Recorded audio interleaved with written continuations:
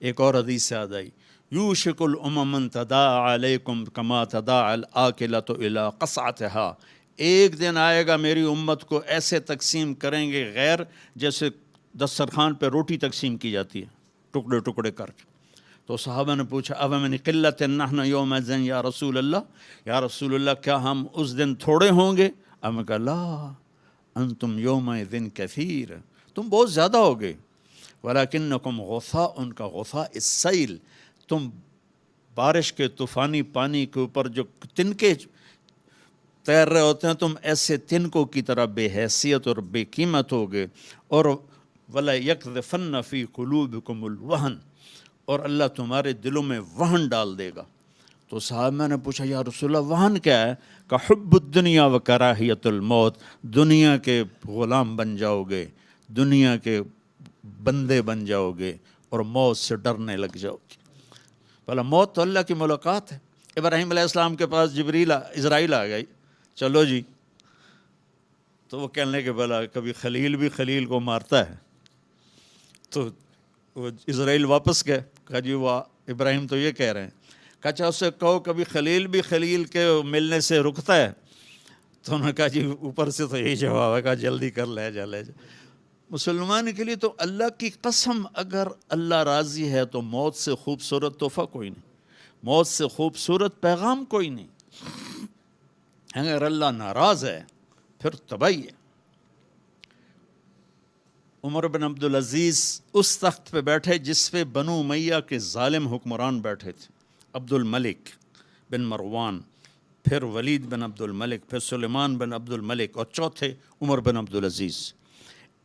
عبد الملک ان کے سگے چچا تھے، عمر بن عبدالعزیز اور عبد الملک بھائی تھے، مروان کے بیٹے تھے۔ تو عمر بن عبدالعزیز نے 2.25 سال حکومت کی، اور 3 براعظم میں زکوٰۃ لینے والا کوئی نہ بچا۔ 3 براعظم پہ حکومت تھی، جنوبی فرانس سے لے کر شمالی افریقہ تک اور ملتان تک اس بندے کا جھنڈا لہراتا تھا، اور 3 براعظم میں زکوٰۃ لینے والا کوئی نہ بچا، کہ پہلے خزانہ اپنا سمجھ کے لوٹتے رہے، اور انہوں نے خزانے کو امانت سمجھ کے استعمال کیا۔ تو وہ انہوں نے بلایا شام کے قاضی رجا کو، کہنے لگے دیکھو عبد الملک میرے چچا مرا تھا تو میں اس کی قبر میں اترا تھا تو اس کے چہرے کا رنگ کالا سیاہ ہو گیا تھا، اور اس کا چہرہ قبلے سے یوں ہو گیا تھا، اور عبد الملک کی یہ جگہ سرخ تھی سیب کی طرح۔ پھر میں نے ولید کو قبر میں اتارا، وہ اس کی کفن کی گیرا کھول کے دیکھا تو اس کا چہرہ ادھر تھا اور کالا سیاہ تھا۔ پھر میں نے سلیمان کو قبر میں اتارا تو اس کے چہرے کو دیکھا تو کالا سیاہ تھا اور قبلے سے ہٹا ہوا تھا، بلکہ سلیمان کی ڈیڈ باڈی جب قبر کے قریب گئی، ہم قبر میں اتارنے کے لیے کوئی رومال لاتا ہے، کوئی ادھر ادھر حرکت کرتے ہیں تو اس کی باڈی ایسے سے ہلنے لگی، تو اس کے بچوں نے کہا ہمارا ابا زندہ ہے۔ عمر بن عبدالعزیز نے فرمایا زندہ نہیں، قبر کا عذاب شروع ہو چکا ہے۔ اور یہ ان تینوں کا جرم کیا تھا؟ ظالم تھے، بددیانت تھے، قومی خزانے کو ذاتی ملک بنا لیا تھا۔ یہ کیا سمجھتے ہیں حکمران کہ یہ مزے کریں گے؟ ان سب کے ہاتھ ایسے بندھے ہوں گے قیامت کے دن۔ یہ جتنے جج صاحبان ہیں یہ کیا سمجھتے ہیں کہ ہمیں بڑی اعلیٰ پوسٹ ملی ہوئی ہے؟ ان کے قیامت کے دن ہاتھ یہاں بندھے ہوئے ہوں گے۔ پھر اللہ پوچھے گا بتا تجھے جو حکمران بنایا تھا تو نے کیا کیا میرے بندوں کے ساتھ؟ اگر وہ جواب دے سکا تو اس کے ہاتھ چھوڑ دیے جائیں گے، ورنہ انہی بندے ہاتھوں کے ساتھ جہنم میں گر جائے گا۔ اور قاضی سے اللہ پوچھے گا ہاں کیا فیصلے کیے تھے، کتنے ظلم کے فیصلے کیے تھے، کتنے عدل کے فیصلے کیے تھے؟ اگر وہ عدل کے فیصلوں میں کامیاب ہو گیا تو ہاتھ چھوڑ دیے جائیں گے اور جنت میں چلا جائے گا۔ اگر ظلم کے فیصلے کرتا مر گیا تو انہی بندے ہاتھوں کے ساتھ آگ میں چلا جائے گا۔ بھائیو آخرت بھی ہے، بھائیو صرف دنیا نہیں ہے، آخرت بھی ہے۔ ٹک ہرس و ہوس کو چھوڑ میاں، مت دیس بدیس پھرے مارا، قزاق اجل کا لوٹے ہے دن رات بجا کر نکارا، کیا بدیا بھینسا بیل شتر، کیا گونی پلہ سر بارا، کیا گیہوں چاول موٹ مٹر، کیا آگ دھواں اور انگارا، سب ٹھاٹھ پڑا رہ جائے گا جب لاد چلے گا بنجارا۔ یہ تو رہنے کی دنیا نہیں ہے۔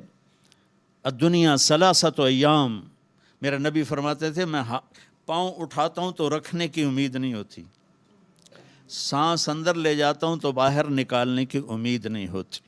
تو بھائیو، اللہ کے واسطے اپنی آخرت کا سودا نہ کرو، دنیا کا سودا کرنا پڑے تو کر دو۔ کیوں حسین ذبح ہو گئے 72 سمیت، 16 اہل بیت اور باقی جان نثار، کیوں اتنا قیمتی خون ذبح ہو گیا؟ کہ ایک طرف دنیا تھی، ایک طرف آخرت تھی، انہوں نے آخرت کو گلے لگایا، نیزوں پہ سر چڑھ گئے۔ عاشق کا جنازہ ہے ذرا دھوم سے نکلے، محبوب کی گلیوں سے ذرا گھوم کے نکلے، چڑھ گئے نیزوں پر، اور یزید نے دنیا بنا لی، آج تک لعنت پڑ رہی ہے۔ تو بھائیو، میں ساری قوم کو ہاتھ جوڑ کے کہتا ہوں، ہم مل کے اب توبہ کریں، اور ہم ایک ایمان، اس کے بعد نماز کوئی نہ چھوڑے، نماز کی پابندی کریں۔ ہماری قوم میں نماز بہت کم ہے، ہمارے KPK کے علاقے میں نمازی ہیں، لیکن وہاں سود بہت زیادہ ہے، لوگ سود پہ دیتے ہیں اور بہت ظلم کرتے ہیں۔ نمازی ہیں لیکن سود نہیں چھوڑتے ہیں، تو یہ ان کے لیے بہت بڑی تباہی بن جائے گی۔ 2 آدمیوں پہ زبردست عذاب آنے والا ہے، 2 آدمیوں پہ۔ امت مسلمہ میں 2 قسم کے لوگوں پر سب سے شدید عذاب ہوگا، ایک سود کھانے والا، دینے والا نہیں، کھانے والا، سود لینے والا، اور ایک ناحق قتل کرنے والا۔ ان دونوں کے لیے سب سے خوفناک عذاب ہے جہنم کا، اہل ایمان میں سے۔ زانی شرابی کے لیے وہ عذاب نہیں ہے جو سود کھانے والے اور قتل کرنے والے کے لیے ہے۔ تو نماز پڑھو، ساری قوم سے کہتا ہوں نماز پڑھو، اللہ نے رزق دیا ہے، زکوٰۃ دو، قرآن پڑھو، اللہ کے واسطے قرآن پڑھو، اللہ کے نبی کی سیرت پڑھو، علم حاصل کرو کہ میرا رب مجھ سے کیا چاہتا ہے۔ میرا رب پہلی سطر ہے بسم اللہ الرحمن الرحیم، کہ میں رحمان و رحیم ہوں، کوئی سخت حکم نہیں سناؤں گا، آسان ہوں گے، کر لو، بڑا نفع رہے گا۔ تو قرآن پڑھو، نبی کی زندگی پڑھو، صحابہ کی زندگی پڑھو، اور قرآن کو اپنا ورد بناؤ۔ تیسرا کلمہ، درود شریف، استغفار، چلتے پھرتے اٹھتے بیٹھتے اپنا یہ ذکر بناؤ، اور اپنے اخلاق کو بلند کرو۔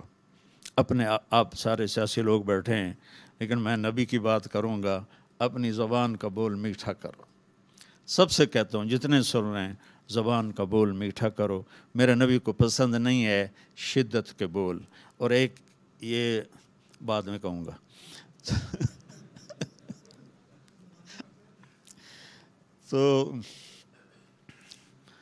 تو اپنے زبان کے بول میٹھے کرو۔ میرے نبی نے سے پوچھا کہ یا رسول اللہ، سب سے زیادہ جنت میں کیا چیز لے جائے گی؟ تو آپ نے فرمایا اچھے اخلاق اور تقوی سب سے زیادہ جنت میں لے جائے گی۔